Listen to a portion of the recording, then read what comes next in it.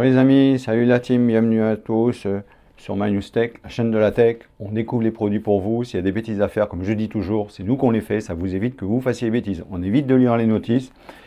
Quelquefois, on est obligé de les lire, mais autrement, on évite de les lire. Comme ça vous montre si le produit il est compliqué, s'il faut un bac plus 15 pour arriver à l'utiliser ou à le monter ou quoi que ce soit. Là, petite surprise, un Smart Launch Box. Mais qu'est-ce que c'est qu'un Smart Launch Box? À quoi ça sert? Ça sert à plein de choses. Regardez ça. Que vous soyez en voiture, en randonnée, à pied ou quoi que ce soit, c'est du délire. C'est livré avec une sangle. C'est livré avec un sac isotherme. Fermeture éclair double. Voilà, de chaque côté. Ce qui fait que ça vous donne une ouverture rapide. Voilà. Vous avez une petite poche devant qui va vous permettre de mettre les accessoires. Et vous avez les attaches Dragon qui sont sur les côtés. Ici. Tac, très simple. Hein, tac. Voilà. Ça se met en deux coups les gros. C'est tout articulé. Donc peu importe dans le sens que vous le mettez, ça fera l'affaire. Voilà. Allez, on va passer à ce qui est le plus intéressant. Alors, là, vous avez un petit séparateur, vous avez un câble USB-C, un petit peu rigide. Regardez ça. Vous avez une cuillère, une fourchette. Alors, ça a l'air d'être en inox. Ça a l'air d'être en inox, donc tout va bien. Ensuite, vous avez une notice qui est donc dans plusieurs langues. En anglais,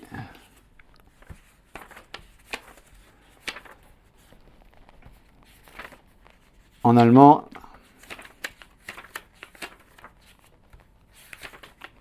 en italien,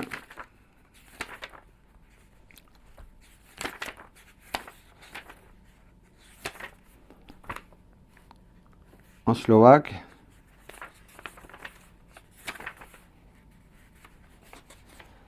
alors, j'ai vu qu'il y avait, il est où le français? Anglais, excusez-moi, j'ai dû louper des langues. Ah voilà, espagnol et français.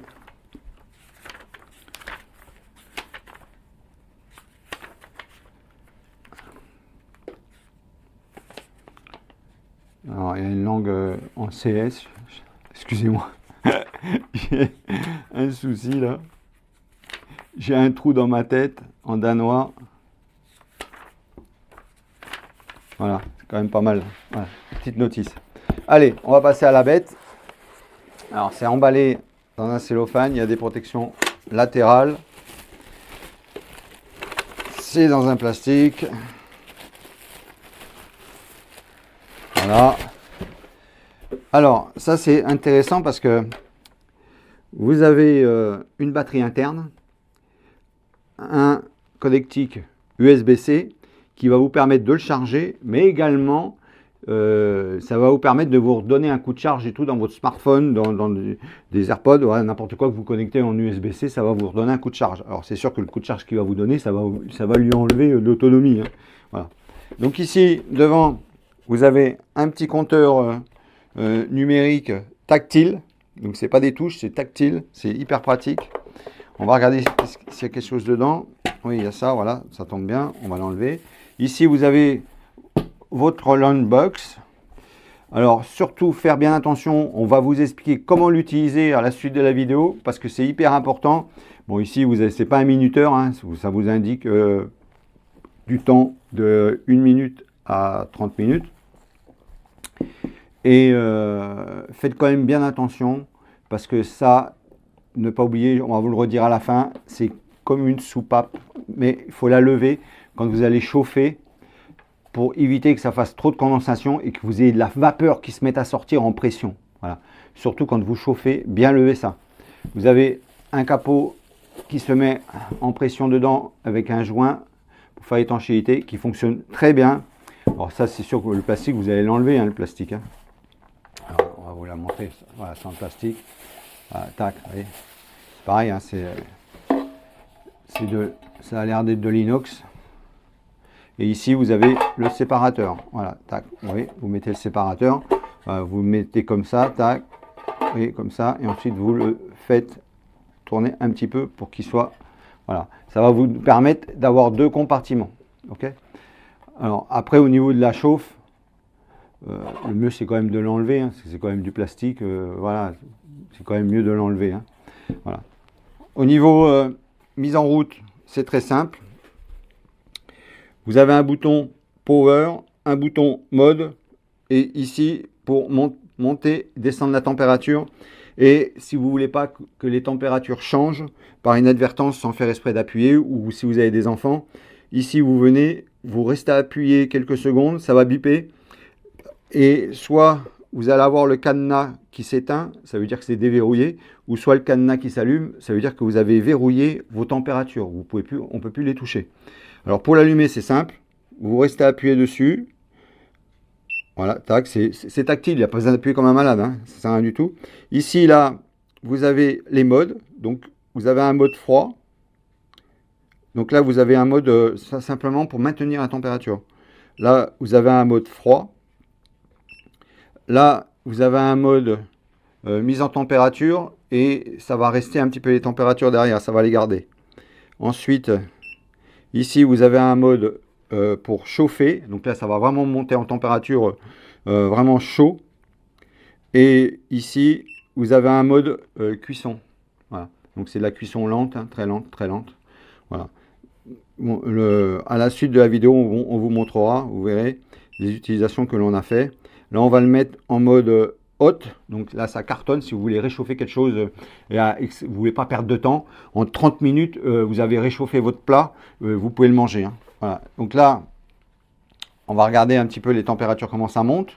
Et en même temps, on va vous montrer également comment c'est vraiment sur le côté. Voilà, les températures montent. Voilà, 145, 149 degrés déjà. Alors, non, voir. Là, pour le moment, c'est encore à 20. C'est normal, hein, le temps que ça monte. Sur l'extérieur, on est à 21. Ouais, c'est chaud là.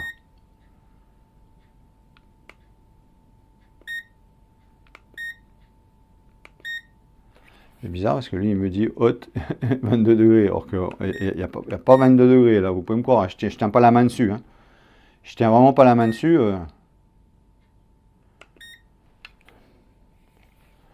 Lui, il est un peu bizarre. Hein.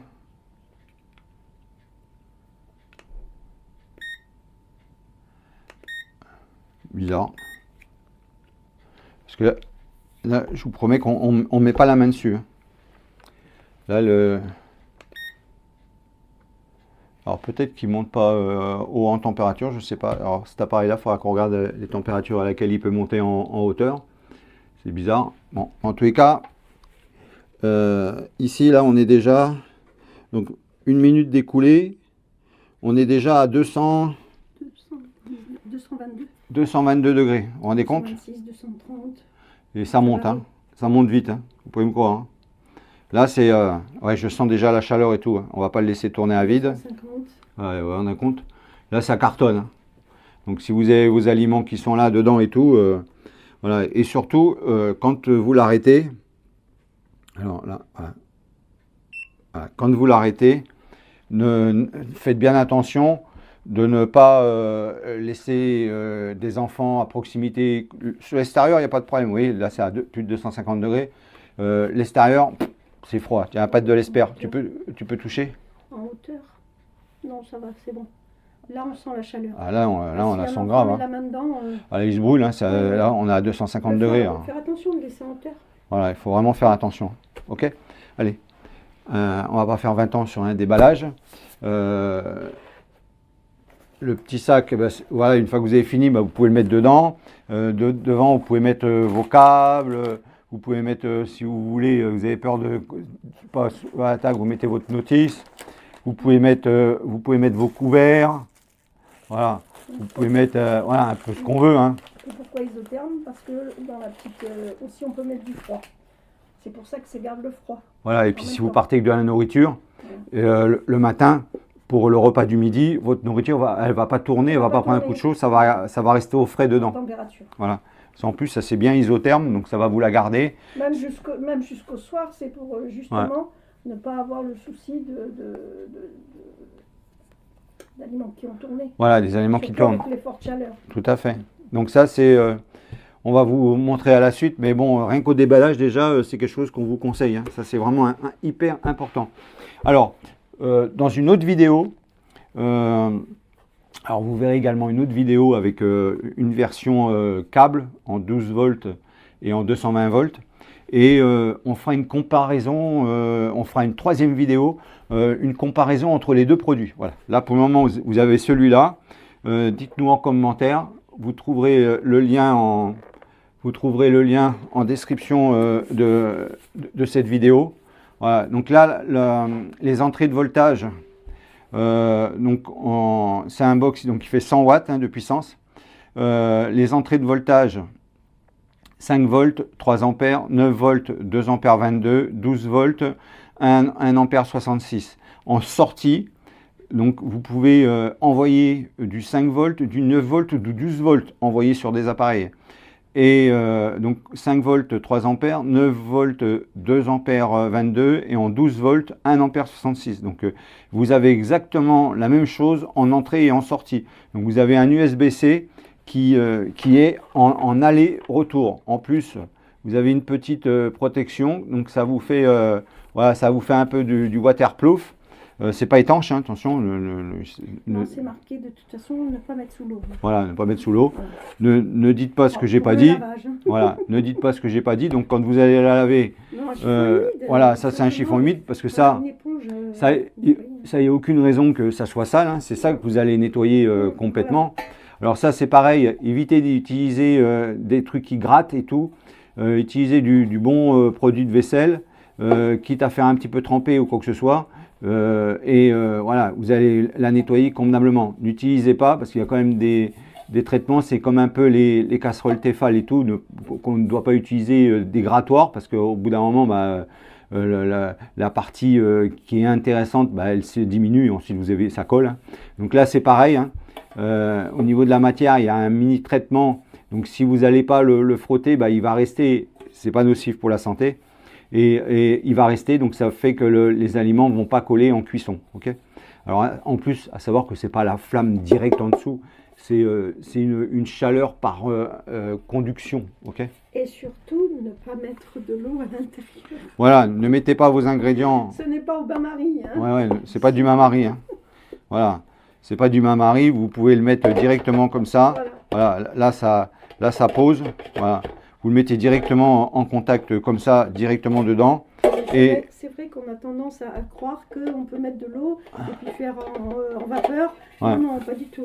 Non, ça va bouillonner de partout. Hein. Parce que ça va tout aller dans l'électronique. Ça va déborder. Bon là, en plus là, l'eau elle va remonter, elle va passer là-dedans. Ouais, ici, là, elle va passer là. Ça va redescendre dans l'électronique en dessous. Ça va faire un carnage. Hein. Voilà, vous risquez d'avoir plus des problèmes qu'une bonne cuisson. Hein. Donc, n'allez pas mettre de l'eau entre les deux. Hein. Voilà, vous mettez ça comme ça dedans, ça suffit largement. Ni de l'eau, ni de l'huile, aucun liquide. Voilà, vous remettez votre couvercle pour que ça cuise plus vite et surtout, vous n'oubliez pas de lever la petite trappe. Ok ? Allez. Et ça, n'allez pas le remettre pendant la cuisson parce que ça va vous fermer le clapet. Donc, ça va monter en vapeur. Oui. On va vous le redire encore dans la vidéo. On va vous redire ça plusieurs fois parce que ça, c'est des trucs de sécurité à faire hyper attention. Parce que ça, je pense que c'est tendance à faire la bêtise. Hein. Voilà. Ça, c'est pareil. Quand vous voulez l'enlever, il y a un côté qui est facile à enlever. Là, ça fait un petit plat. Voilà. Et là, vous pouvez passer le doigt plus facilement. Vous voyez, là c'est compliqué. Là, c'est compliqué. Là, c'est compliqué. Et là, vous arrivez à passer le doigt beaucoup plus facilement. Voilà, tac, et là, tac, vous l'ouvrez. Ok? Allez, à la suite de la vidéo, de suite. Donc, allez hop, petit fonctionnement. Donc là, il y a un repas qui est dedans, donc qui était au frais. Et donc, après de toute la journée, voilà, tac, très bien. Ici, tac, on a pu mettre les couverts qui sont fournis avec. Voilà, tac, la fourchette, la cuillère. Donc là, il faut l'ouvrir. Ici, il y a une soupape. Donc là, on va lever la soupape. pour que la vapeur elle puisse sortir. Donc c'est dedans. Et ici, là devant, vous restez appuyé, c'est du tactile, hein. Vous restez appuyé dessus. Voilà, ça se met en route. Et avec le mode, vous allez choisir les températures. Donc là, soit un chrono 30, on passe ensuite, là c'est pour du froid. Là, en première température, donc si vous voulez maintenir réchauffé. Là, si vous voulez vraiment chauffer très fort pendant 30 minutes. Et un peu voilà, et là, ça va faire de la... Là, vous allez passer en cuisson. Voilà. Donc ici, vous pouvez monter et descendre des températures. Et là, en même temps, donc, vous voyez donc là, la température qui monte dedans, là, 73 degrés, ainsi de suite. Donc là, ça va commencer à chauffer. Donc ça, faut bien faire attention que la soupape soit bien levée. Là, donc on est à 78, 80 degrés. Voilà, donc là, on va vraiment monter en température. Alors, ça peut également servir de décongélation. Et ce qui est bien, c'est que quand ça va arriver en cuisson, et ben, ça va s'éteindre et pendant 30 minutes, ça va maintenir la température. Donc, ce qui veut dire que dès que la température va descendre, voilà, donc on est déjà à plus de 100 degrés, voilà, 104 degrés. Donc là, là ça va commencer à chauffer, hein. Voilà, donc voilà, là, on chauffe à 100 degrés. 102 degrés, ça continue à monter, 104 degrés. Donc, normalement, d'après ce que j'ai compris, ça devrait monter à 180 degrés. Et je vous dirai tout à l'heure. Voilà, donc la première fois donc, que j'ai fait déjà tourner hein, pratiquement plus d'une demi-heure sur la version réchauffement. Et là, j'ai mis, pour aller quand même beaucoup plus vite, j'ai mis en haute, donc ça monte voilà, 231, 230 degrés. Ensuite, ça redescend un petit peu. Et donc, c'était réglé donc, sur 30 minutes. Et là, donc, ça fait... il me reste plus que 11 minutes. Donc dans 11 minutes, je vais pouvoir manger. Et franchement, ça cartonne bien, hein, ça chauffe bien et tout, c'est pas mal, hein. C'est pas mal pour le moment, c'est chaud, ça, voilà. On pourrait même mettre le capot, je pense, et je pense, voilà, on pourrait même mettre le capot, mais après, si je mets le capot, ça va me fermer le clapet, donc c'est peut-être pas bon.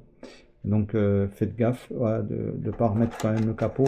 Par contre, si c'est chaud, vous pouvez le mettre dans le sac, il n'y a pas de problème. Parce que bon, vous voyez, je tiens avec la main et tout. Et depuis tout à l'heure, voilà, l'extérieur, c'est quand même pas mal isolé. Parce que là, on est quand même à plus de 230 degrés. Et je me brûle pas. Voilà. Donc, voilà, vous avez un repas qui est au frigo ou quoi que ce soit, bah, vous pouvez le garder tranquillement plusieurs heures, il n'y a pas de souci, c'est tempéré, donc frais hein, dedans, c'est quand même comme une glacière, hein, c'est vachement bien isolé. Et une demi-heure avant de manger, bah, vous l'enclenchez, comme ça vous pouvez continuer à faire votre boulot ou quoi que ce soit. Et ensuite, bah, je vous dirai hein, s'il y a un bip ou pas. Alors la batterie, donc là il me reste donc 10 minutes, tout en sachant que je l'ai déjà fait tourner pratiquement 25-30 minutes avant sur un autre mode. Donc ce qui veut dire que logiquement on devrait avoir assez de batterie pour se chauffer largement une fois. Voilà, deux fois ça m'étonnerait, mais on verra bien. Mais là pour le moment là, on en est à la moitié, tout en sachant, comme je vous ai dit, que j'ai déjà utilisé pratiquement 30-40 minutes dans un autre mode. D'accord? Donc j'ai déjà bien tiré dans la gueule de la batterie. Là. Voilà, allez, à la suite. Voilà, donc surtout, hein, n'oubliez pas d'ouvrir ce petit clapet de soupape. Hein.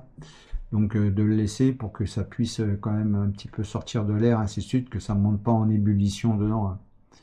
Bon, quand on remet le capot, bah, ça le ferme automatiquement. Donc n'allez pas remettre le capot pendant la cuisson, parce qu'autrement ça va le fermer. Hein. Alors maintenant que vous avez la cuisson qui est arrêtée, c'est une chose. Voilà, donc là, je suis à 194, 197 degrés. Il me reste une minute de cuisson. Donc je vais rester avec vous. Une minute. Ouais, je crois que c'est ça, une minute. Là, en 210, 212. On est toujours à 2 crans de batterie. Non, c'est 7 minutes qui restent. Donc je vous reprendrai quand on sera à 1 minute.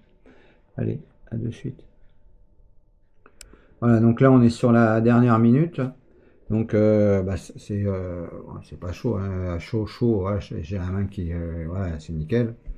j'arrive à tenir la main dessus, donc il y a de la chaleur qui sort bien de dedans.